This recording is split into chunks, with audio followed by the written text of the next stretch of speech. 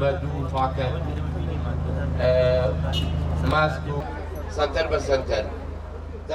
یەکەم چیتر مەیاڵن مامۆستایان بە کۆمەڵێک هەمی گەورەوە بچنە ناو پۆل و هەڵەکانی خوێندن لە هەردوو وەزارەتی پەروەردە و خوێندنی باڵا. دووهەم موچە بەبێ لێبڕین 30 ڕۆژ جارێک بدرێت لەبەرەوەی مامۆستایان بە تەواوەتی نیگەرانن بە پێچەوانەوە ناچار دەبین تا بڕیار و هەڵوێستی لەو بارەیەوە بدەین.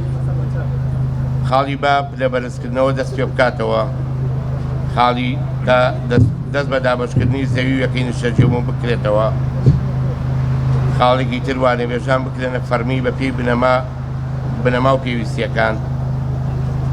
پەرلەمانی کوردستان ڕەشنووسی ئەو یاسایی کە پێش 2 ساڵ لەلایەن یەکێتی مامۆستایانی کوردستانەوە پێشکەش کراوە، پێشکەشی سەرۆکایەتی و لیژنەی پەروەردە و خوێندنی باڵا کراوە پەسەند بکات.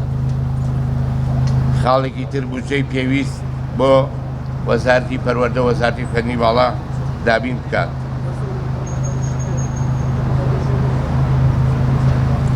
لەو ڕوانگەیەوەی لە زۆر لە وڵاتان گرنگی تەواو بەڕێکخراو و سەندیکەکانە درێت لە بواری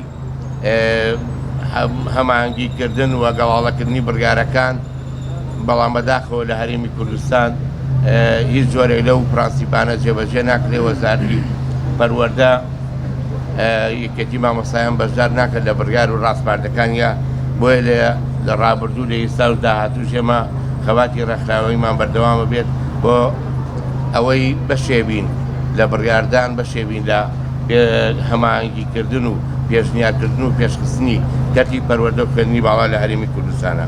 بەوە ناچێ بەڕێوە. بەڕێوەی پرۆسەی پەروەردە لە ئێستا